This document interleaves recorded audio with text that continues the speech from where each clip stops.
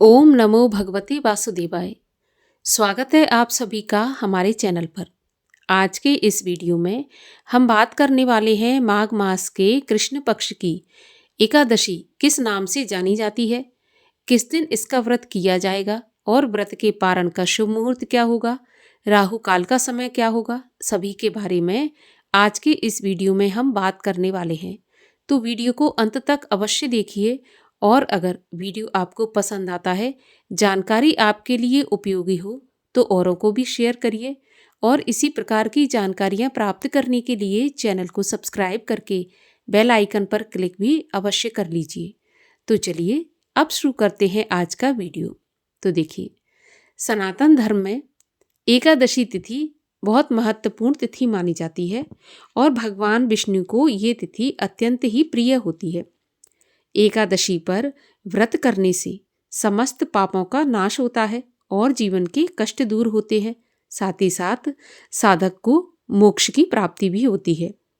माघ मास के कृष्ण पक्ष की एकादशी षटतिला एकादशी के नाम से जानी जाती है। इस एकादशी में तिल का बहुत अधिक महत्व बताया जाता है। 6 प्रकार से तिल का प्रयोग करना चाहिए। स्नान के जल में तिल डालकर स्नान करना चाहिए। दूसरा, तिल का उपटन लगाना चाहिए। थोड़ा सा तिल कूटकर और उससे स्नान करें। इस प्रकार तिल का उपटन करना चाहिए। तीसरा, पूजा के समय पे हवन करते समय या दीप जलाते समय तिल का प्रयोग करना चाहिए। इसके बाद भगवान को भोग लगाते समय भी तिल का भोग लगाना चाहिए और तिल का दान भी इस दिन अवश्य करना चाहिए।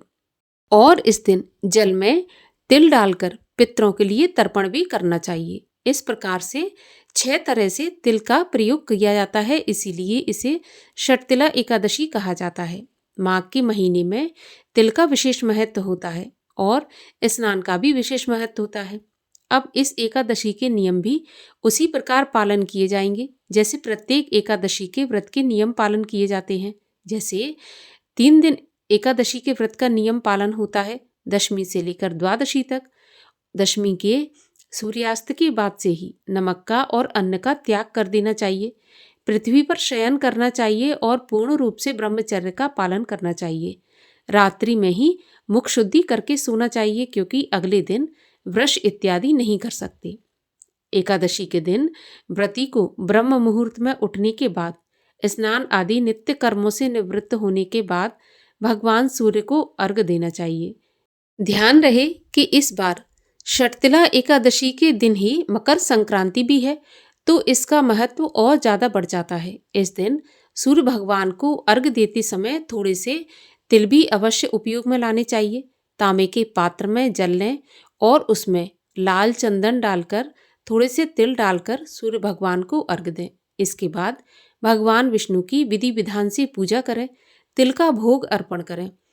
भगवान विष्णु के भोग में तुलसी दल अवश्य ही अर्पित किया जाता है, परंतु एकादशी के दिन ना तो तुलसी का स्पर्श किया जाता और ना ही तुलसी में जल अर्पित किया जाता है। तो एकादशी पर ना तो तुलसी पत्ते तोड़ें, ना एकादशी के दिन तुलसी माता को जल अर्पित करें। हाँ, दूर से ही दीपदान किया जा सकता है और भगवान के भोग में तुलसी अर्पित करने के लिए आप एक दिन पहले ही तुलसी पत्र तोड़कर रखें। और इस दिन तो मकर संक्रांति भी है, तो संक्रांति पर भी तुलसी नहीं तोड़ी जाती है, तो इस दिन तुलसी का स्पर्श या तुलसी तोड़ना वर्जित माना जाता है। द्वादशी पर भी तुलसी पत्र नहीं तोड़ने चाहिए, तो आप पहले से ही इतने तुलसी पत्र तोड़कर रखें कि आप 2-3 दिन पूजा में प्रयोग ला सकें।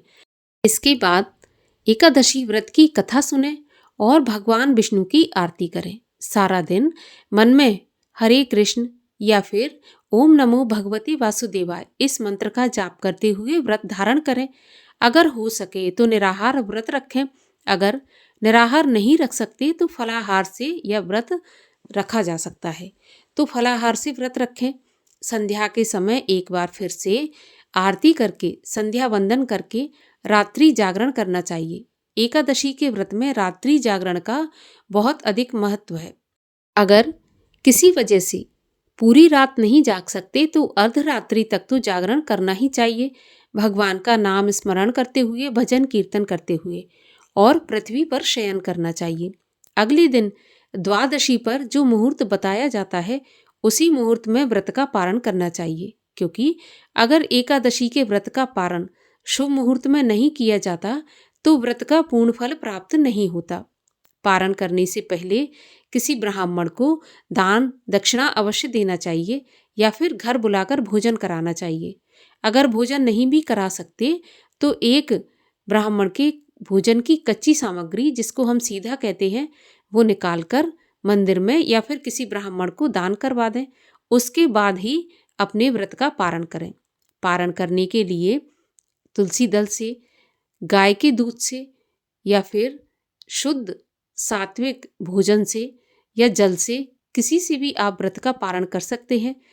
परंतु ध्यान रहे, तामसिक भोजन से, प्याज लहसुन वाला भोजन या फिर चाय कॉफ़ी से व्रत का पारण नहीं कर सकते। और आइए अब आपको बताते हैं कि माघ मास के कृष्ण पक्ष की एकादशी का व्रत किस दिन रखा जाएगा। तो देखिए, एकादशी तिथि का प्रारंभ होगा 13 जनवरी मंगलवार की दोपहर 3:16 से और एकादशी तिथि समाप्त होगी 14 जनवरी बुधवार की शाम 5:53 पर। तो उदय तिथि के अनुसार शर्तला एकादशी का व्रत 14 जनवरी बुधवार को रखा जाएगा। 14 जनवरी को ही सभी वैष्णव जन और गृहस्थ जन एकादशी के व्रत का पालन करेंगे और इसी दिन मकर संक्रांति का त्योहार भी मनाया जाएगा। एकादशी व्रत का पारण होगा 15 जनवरी गुरुवार के दिन और पारण का शुभ मुहूर्त होगा सुबह 7:15 से 9:21 तक। इसी समय के बीच में व्रत का पारण कर लेना चाहिए। और राहु काल का समय होगा बुधवार को अर्थात एकादशी के दिन दोपहर 12 बजे से 1:30 बजे तक। और राहु काल के समय की गणना अशुभ समय में की जाती है।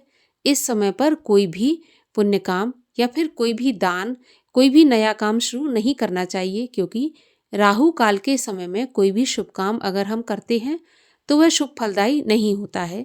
तो इसलिए राहु काल के समय में नहीं करना चाहिए। तो ये थी शर्तिला एकादशी व्रत से जुड़ी जानकारी। आपको पसंद आए तो लाइक करके औरों को भी शेयर करिए। साथ ही साथ चैनल को सब्सक्राइब करके बेल आइकन पर क्लिक कर लीजिए। मिलते हैं अगले वीडियो में, तब तक के लिए हरे कृष्ण।